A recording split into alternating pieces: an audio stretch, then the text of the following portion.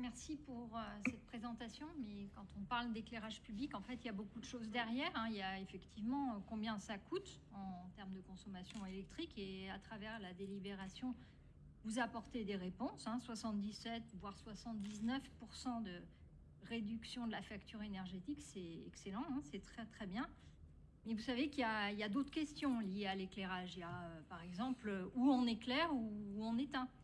Il y a pour qui on éclaire et pour qui il faut éteindre, quand on éclaire ou quand on éteint.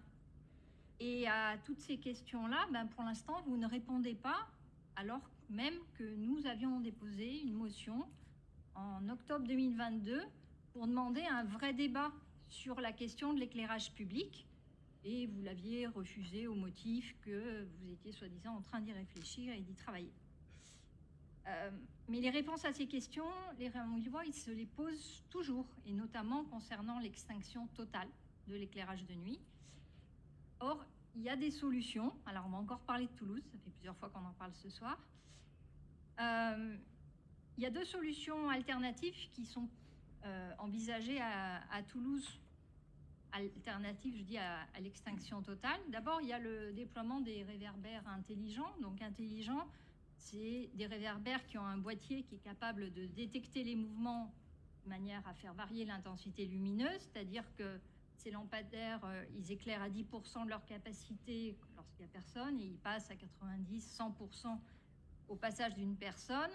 Donc ça, à la fois, ça réalise des économies et en même temps, ça permet de rassurer les piétons la nuit.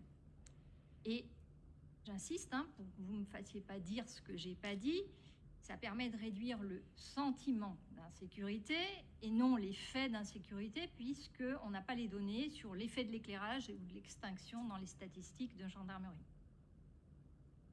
La deuxième solution qui est envisagée à Toulouse, et je cite l'élu qui en a la charge, c'est qu'avec les LED, on pense que ça vaudrait le coup, ou alors COUP ou COUT, d'éteindre. Ça ne vaudrait plus le coup en fait d'éteindre, parce qu'avec les économies d'énergie, finalement, on diminue le coût COUT. Voilà. Et donc, ils préfèrent laisser l'éclairage public allumé la nuit, parce que, encore une fois, voilà, ça réduit le sentiment d'insécurité.